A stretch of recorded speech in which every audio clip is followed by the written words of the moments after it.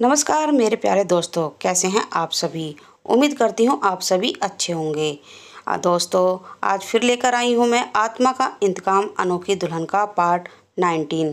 तो दोस्तों, मेरी ये कहानी सुनने के लिए मेरे चैनल को लाइक करें, शेयर करें और सब्सक्राइब करना ना भूलें। तो शुरू करते हैं आज की कहानी, आत्मा का इंतकाम अनोखी दुल्हन का पार्ट 19। संचालिका शारदा दूर खड़े उसको देख रही थी। उसने फिर वर्कर झूठन को अपने पास बुलाया और पूछा, झूठन, इसे यहाँ लाते हुए किसी ने देखा तो नहीं? झूठन ने घिसे निपोरते हुए बताया, नहीं, किसी ने भी नहीं देखा। यह तो हमारे सामने ही चक्कर खाकर गिर पड़ी थी। हम तो तभी समझ गए थे कि ये किसी मुसीबत की मारी है।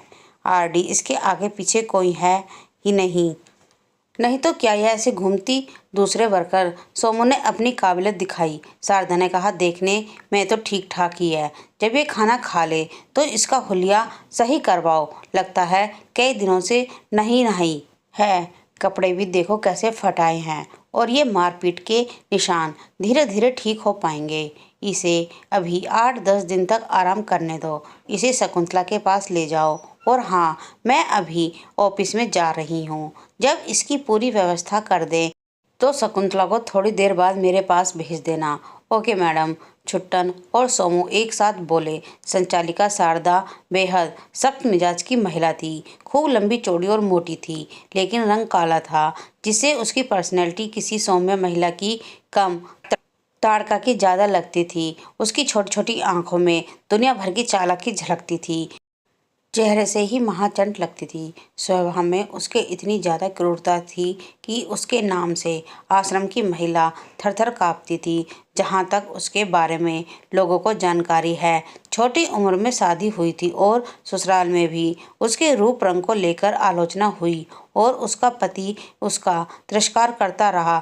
धीरे धीरे उससे पीछा छुड़ाने के लिए उसको सताना शुरू कर दिया। एक दिन वह प्रताड़ना इतनी बड़ी कि वह घर छोड़कर स्वयं ही भाग खड़ी हुई, और जब मायके पहुंची तो असमंत बूढ़े माँ बाप ने हाथ खड़े कर दिए।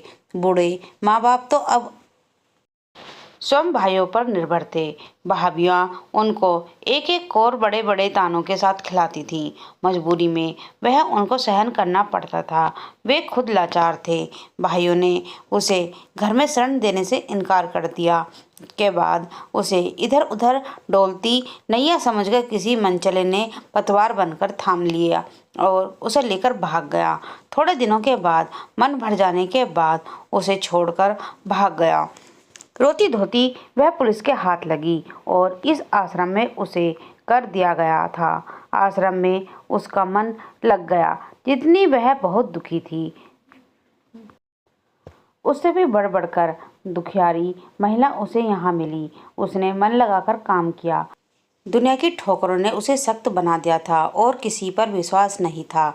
किसी नाते रिश्ते में वह विश्वास नहीं करती थी, ना ही उसे किसी के प्रति दया ममता रह गई थी।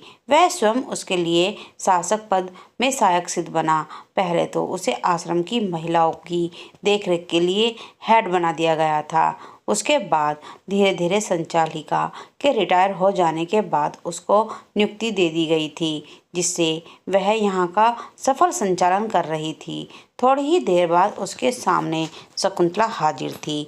महिलाओं की उपस्थिति, उनका डाटा, प्रवेश की तिथि, कहीं आने जाने का विवरण अब वह नोट करती थी। यह तो हुआ वैध की लीगल रजिस्टर और अवैध विवरण में इधर उधर अगर उन्हें कोई असहाय बेसहारा महिला मिलती थी, उसको भी यहाँ लोग उठा लाते थे। उसका डाटा और विभिन्न जानकारी अलग से रखा जाता था। यानी रजिस्टर भी दो प्रकार के होते थे, एक दिखाने के लिए और अपनी सुविधा के लिए। यह कह सकते हैं कि हाथी के दांत खाने के और थे दिखाने के। और शकुंतला ने आकर शारदा को अभिवादन किया और इजाज़त पाकर कुर्सी पर बैठ गई। रजिस्टर सामने मेज पर रखा और शारदा से चेक करने लगी। देख लो मैडम, कहीं से कुछ नुक्स तो नजर नहीं आ रहा है? नहीं, इसमें कुछ भी पता नहीं चल रहा। हरामखोरी के कामों में तो नंबर 1 हो तुम। शारदा के होठों के कोरों पर हल्की सी मुस्कान की रेखा दिखी तो शकुंतला अपनी बारीकी से किए गए हेरा फेरी के काम की तारीफ सुनकर खुश हो गई और कहने लगी, निरंजन बाबू को फ़ोन आया था, तभी मैंने इसमें से फ़ोटो डाटा सब हटा दिए थे। उन्होंने कहा था ऊपर जो दर्ज है वह खुद ही हटा देंगे, यह उनकी जिम्मेदारी है, लेकिन यहाँ का कुछ भी सुराग नहीं मिलना चाहिए। पता है तुम्हें, अपने आश्रम को सबसे ज़्यादा चंदा वही देता है, तो उनकी बातें तो माननी ही होगी। और वैसे भी निरंजन बाबू इतना ख्याल रखते हैं, कुमार अजीत सिंह इस मामले से बेदाग निकल जाएं। यह मामला उनके चुनाव में बहुत बड़ी बाधा बन सकता है। उनका चुनाव जितना भी हम लोगों के लिए वरदान साबित होगा। लेकिन मैडम, जो डाटा लैपटॉप और मोबाइल में है उसका क्या? वह भी डिलीट कर दूंगी, उसकी तुम चिंता मत करो। फिर शारदा ने शकुंतला के चेहरे की ओर देखा। उसे लगा कि वह और कुछ पूछना चाहती है। हिचकिचा क्यों रही हो? आज मेरा मूड फ्रेश है, कुछ भी पूछ सकती हो। सब तुम्हारे लिए ही छूट है। शारदा ने आंखें बंद की और चौड़े कंधों को कुर्सी की फुट से टिका लिया। उसकी इस भंगिमा से शकुंतला को अपनी बात कहने का मौका मिल गया।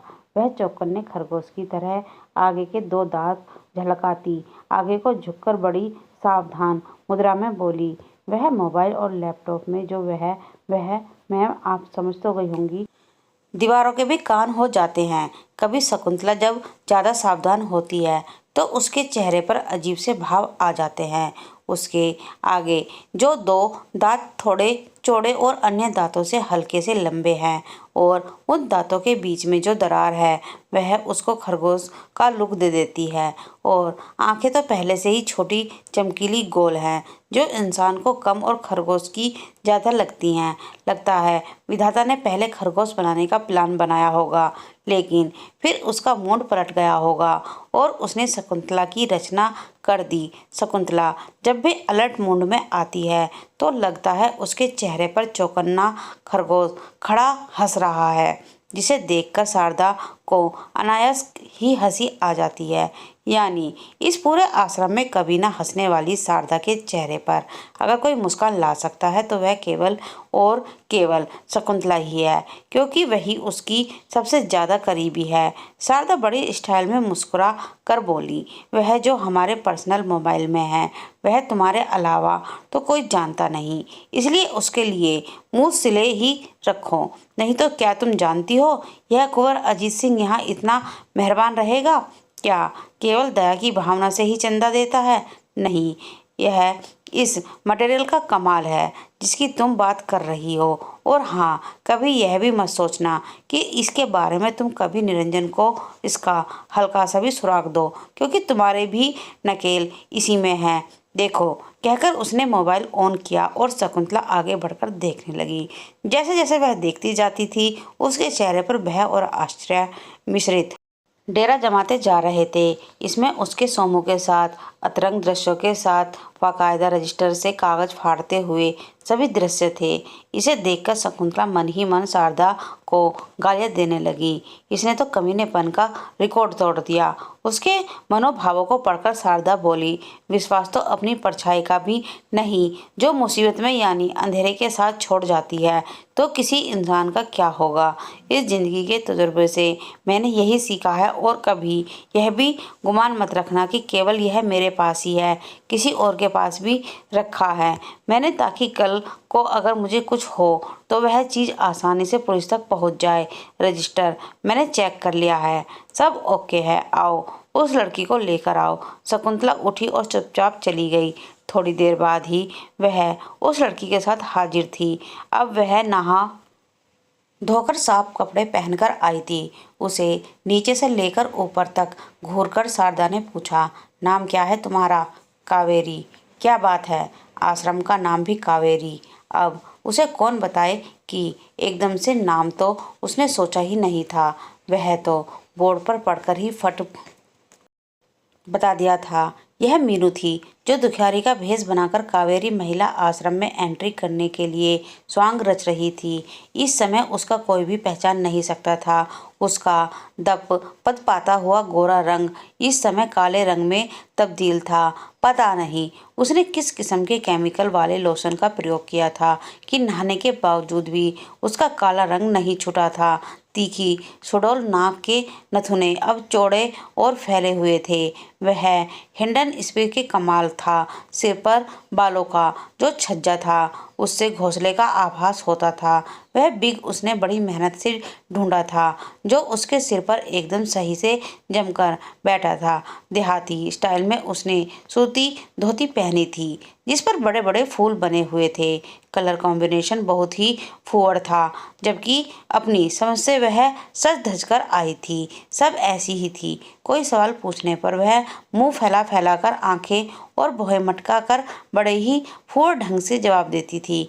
देखने से ही लग रहा था कि वह पढ़ी लिखी बिल्कुल भी नहीं है, अंगूठा टेक है और घर से कभी निकली नहीं है, यानी कुएं का मेंढक बनकर रही थी। इसलिए उसे दुनियादारी की कोई जानकारी नहीं है। संक्षेप में उसने जो स्टोरी सुनाई वह यह थी कि वह ज़्यादा सुंदर नहीं थी, इसलिए उसका पति उसे पसंद नहीं करता था।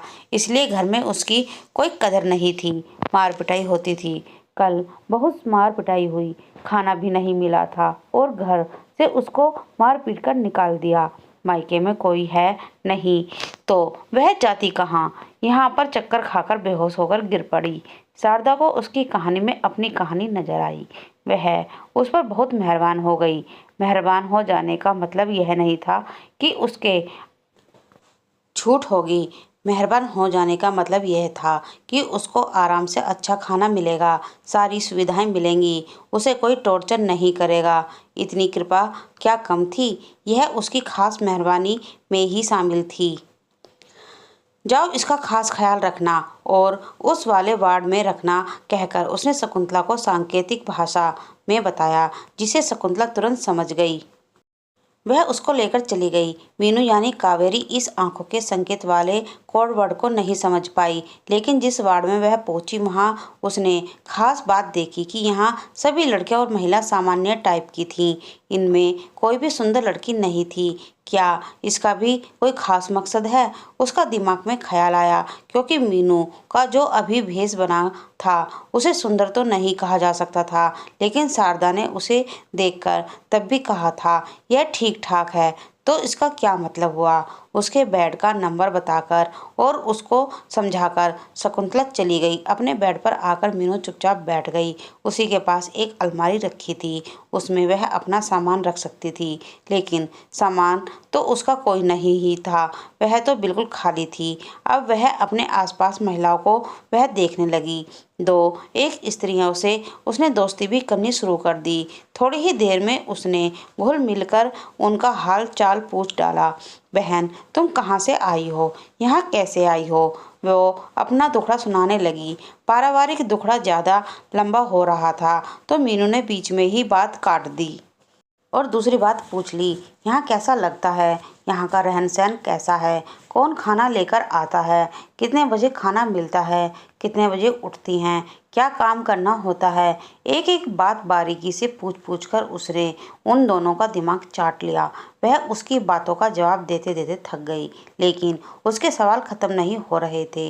वे बहाना बनाकर अब वहाँ से हट गईं और मीनू ने दूसरी ओर मुड़कर दूसरी महिलाओं को पकड़ लिया था। उससे बातें करने लगी थी।